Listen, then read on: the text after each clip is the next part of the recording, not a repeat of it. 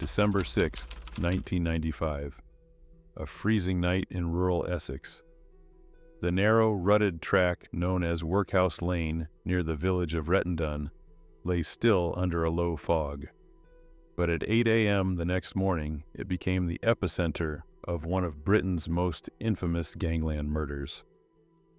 Parked awkwardly at the end of the lane, a dark blue Range Rover sat silent. Its engine was off. Its windows steamed over. Inside were the lifeless bodies of three men, Tony Tucker, Patrick "Pat" Tate, and Craig Rolfe. Each had been executed with shotgun blasts to the head and chest. The level of violence was clinical. No signs of a struggle, no chance of survival, and no obvious suspects. This wasn't just another drug deal gone wrong. The scene was too neat, too deliberate. We're talking about a calculated hit, delivered with military precision and zero trace, and that's what rattled us. These three men weren't small-time dealers. They were the face of Essex's drug scene, brash, violent, untouchable. For years, local police had tried to penetrate their operations with little success. Now, someone had done what law enforcement couldn't: wiped them out in one stroke. As the investigation kicked off, media swarmed the area. Tabloids went wild with headlines, "Essex Boys executed," turning the trio into household names. Theories ran wild: gang wars, bad deals, Dutch connections, even inside betrayal.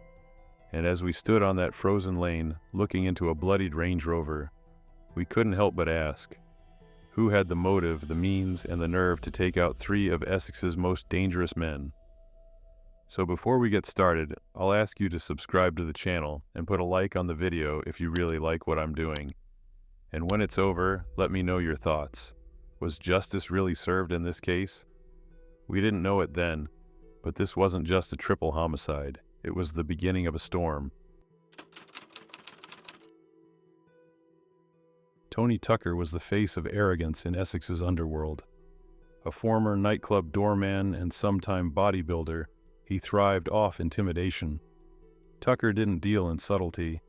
He built his reputation with clenched fists and steroid-fueled aggression. He ran security at Raquel's nightclub in Basildon, a known hub for drug trafficking and shady deals. It wasn't just brawn that kept him in power. It was his iron-fisted control over who supplied ecstasy and amphetamines on the dance floors. Then there was Pat Tate. If Tucker was feared, Tate was terrifying. A hulking brute with a history of extreme violence, he'd once thrown a man through a window during a brawl and laughed about it in court. His rap sheet ran long: assaults, drug possession, firearm charges. After a brief prison stint, he jumped straight back into the game with more rage than before. The man was unpredictable, snorting cocaine at breakfast and talking about divine retribution by lunch. The youngest of the trio was Craig Rolfe, less notorious, but no less dangerous. Rolfe played the errand boy role, driving, dealing, following orders. But make no mistake, he was loyal, violent, and known for carrying a gun. Together, the three formed a volatile triangle of egos and ambition. They controlled local steroid flows, oversaw large drug movements from mainland Europe, and crushed rivals with sheer brutality. They weren't businessmen. They were enforcers in designer clothes, walking contradictions of flash and filth. Anyone who got in their way, dealers, debtors, even friends, often disappeared or turned up broken. They ruled by fear, and few dared to challenge them. But that kind of dominance breeds enemies, more than you can count, and in the winter of 1995, someone decided to strike back. The question was, who had the guts to face them head-on? The empire they built wasn't just about cocaine lines and nightclub brawls. It was structured, dangerous, and surprisingly organized. Pat Tate had a direct link to suppliers in Holland, where ecstasy flowed like water during the height of the rave era. Tucker handled logistics, distribution, intimidation, and making sure debts were paid on time or else. Rolfe was the glue that moved between them, ferrying product, threats, and weapons. Together they built what many called the steroid mafia of Essex, less like a gang, more like a corporate cartel with blood on its hands. Their front was glitzy, lavish cars, Rolex watches, designer clothes, but behind the tinted windows was a machinery of fear. They taxed dealers, controlled nightclub security, and ran steroid pipelines through gyms across southeast England. Young men who idolized them soon found themselves neck-deep in a criminal enterprise that paid well, until you made a mistake. Several minor pushers simply vanished after shortfalls. Others were hospitalized. One was found duct-taped to a lamppost as a warning. Tate's paranoia also grew worse. Coke binges made him volatile, and rumors swirled that he was keeping firearms close, even in his car. That created fear, even within their own circles. Associates began distancing themselves. A few whispered about Dutch partners losing patience with Tate's erratic behavior. More than once, deals were botched because of Tate's temper or Tucker's bullying. The trio believed they were untouchable. But their rise came at a cost. Rival factions were circling. One Dutch connection was said to have lost over £100,000 in one failed shipment. And if there's one universal truth in drug empires, it's this: you can only burn your bridges for so long before someone builds a gallows on the other side. So who finally decided enough was enough? The day of the murders, December 6, 1995, started like many others in their world, with tension, debt, and promises of profit. Tate had recently been released from prison after serving time for drug and firearms charges. He was hungry to reassert dominance, and there was talk of a big shipment on the horizon, something worth hundreds of thousands, maybe more. Rumors circulated that Michael Steele, a known smuggler with links to mainland Europe, was organizing the delivery. Steele had history with Tucker and Tate. They'd worked together before, moving ecstasy and amphetamines through hidden compartments in cars and boats. The plan, as relayed to the trio, was simple: drive out to a quiet rendezvous and finalize details for the next load. Nothing unusual on the surface. Except for one thing, they left their usual muscle behind. No backup, no convoy. Just the three of them, in one car, heading down a dark country lane on a freezing night. Tucker got the call from Steele that afternoon. The meeting was set for later that evening, near a farm track outside Rettendon. Tate didn't hesitate. He wanted back in, and he wanted to show everyone he was still king. Rolfe, ever loyal, followed along. At around 6:30 p.m., they all piled into Tucker's Range Rover and drove off. No weapons, no suspicions. They believed they were about to get rich again. Hours passed, then silence. By the next morning, all three were dead, shot with a 12-gauge shotgun at close range. Rolfe, in the driver's seat, slumped with his foot still resting on the brake. Tate and Tucker executed where they sat. Whoever pulled the trigger knew exactly what they were doing, and more chillingly, had known they'd come unarmed. So was it a deal that went wrong, or a trap from the very beginning? When officers arrived at Workhouse Lane early on December 7th, the scene was haunting. The Range Rover was locked, its interior streaked with blood. Craig Rolfe sat slumped in the driver's seat, his face obliterated by a close-range shotgun blast. Behind him, Tate's massive frame had slumped backward, the force of the shot pushing him deep into the seat. And next to him, Tony Tucker, the once feared enforcer, stared lifelessly forward, his blood soaking the upholstery. But there were no shell casings, no footprints, no tire tracks. Whoever carried out the killings had done so cleanly and efficiently, likely in minutes. There was no evidence of a struggle, no defensive wounds, not even signs that the victims expected what was coming. It looked like they were executed mid-conversation before they had time to reach for a door handle. It was, in every sense, a professional hit. We canvassed the area. No CCTV, no witnesses, and no physical trail. The road was remote, muddy, and led to nothing. It was the perfect killing ground. Isolated, dark, and rarely used. Word spread fast. Journalists arrived in droves. The press coined the murder, the Essex Boys' execution, and the tabloids couldn't get enough. Tucker, Tate, and Rolfe went from criminals to media villains overnight. But the public wasn't satisfied with just names. They wanted suspects. Pressure mounted. Scotland Yard lent resources, and local police were forced to chase every possible lead. Jealous rivals, botched deals, international suppliers. But every trail went cold. Until, that is, a man named Darren Nichols entered the picture. Low-level player, occasional driver, and soon to become the star witness in one of the most controversial trials in UK criminal history. But what really brought Nichols to our attention?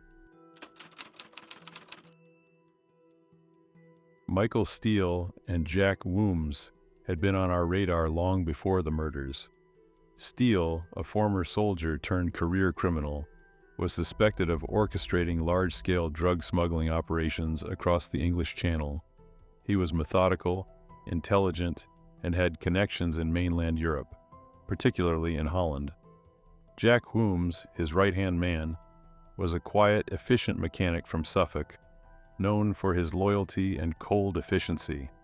Neither man had a violent criminal record, but in the criminal underworld, reputations are built in silence. When Darren Nichols was arrested on an unrelated drug trafficking charge, he surprised everyone. Facing a long sentence, Nichols offered a deal. He'd testify that Steele and Wooms were the ones who murdered Tucker, Tate, and Rolfe. He said he'd driven them to and from the scene. According to Nichols, Steele had set up the fake drug meeting, lured the trio down the lane, and Wooms pulled the trigger. They supposedly returned to Nichols' flat afterwards, laughing as if nothing had happened. It was the break the investigation needed, or so it seemed. Nichols gave detailed statements, even drew maps. He claimed he'd overheard Steele planning the hit, and that Wooms had dismantled the murder weapon afterward. With no forensic evidence and no eyewitnesses, this was all the Crown had. Still, it was enough. The case went to trial in 1998. Both Steele and Wooms denied everything. Their defense teams tore into Nichols' testimony, calling it inconsistent and self-serving.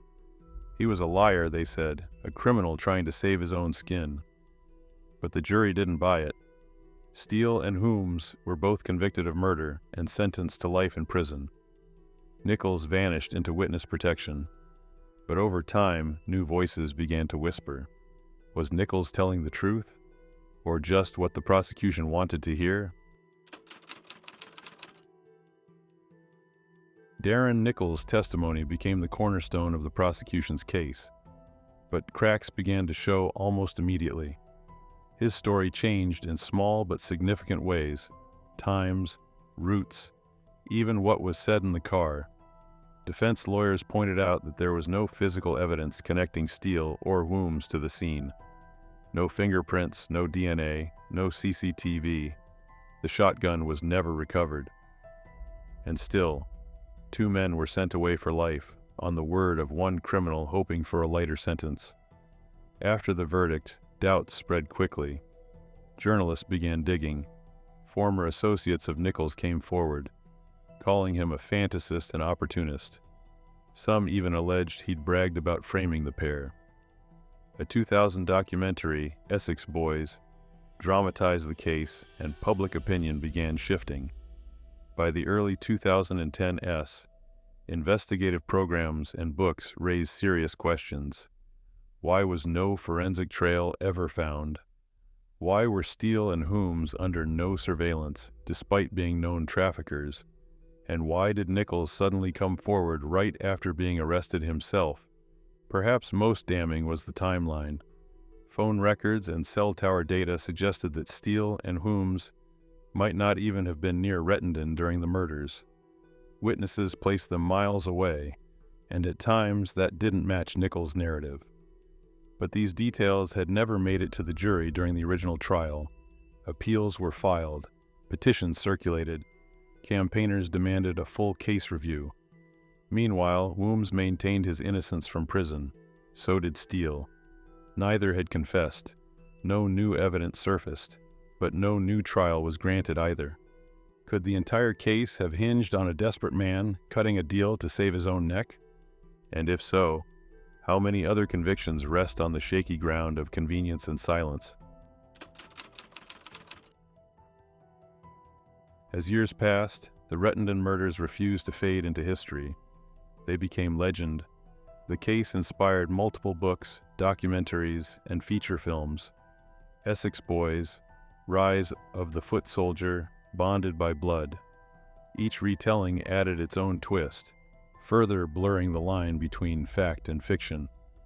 But beneath the media frenzy, the legal battle continued. In 2021, after serving over 2 decades, Jack Wooms was granted parole. His release reignited public interest. Campaigners said it was long overdue, that he'd been convicted on the flimsiest of evidence. Steele, still behind bars, remains adamant he had nothing to do with the killings. His supporters point to one chilling fact: not a single piece of independent evidence links him to the crime scene. And as for Nichols, he remains in hiding, protected under witness relocation, his story now largely shielded from further scrutiny. New whistleblowers have come forward, former detectives, ex-criminal associates, claiming the real killers were never caught. Some allege a rival gang carried out the hit. Possibly Dutch traffickers owed money. Others suggest it was an internal betrayal, with Nichols himself knowing far more than he let on. One theory even posits that the hit was sanctioned by corrupt insiders in the criminal network, people who saw Tucker, Tate, and Rolfe as liabilities rather than assets. Still, no retrial has been granted, and the murders officially remain solved. But here's the uncomfortable truth. If the wrong men were jailed, the real killers are still out there, free, silent, and possibly protected. And if Nichols lied, what precedent did that set for future cases? Was this true justice, or just a convenient conclusion to a messy underworld problem? This empire was collapsed, but as soon as one is destroyed, a new one is born. Somewhere right now, a new drug trafficking empire is rising, and we have to fight it.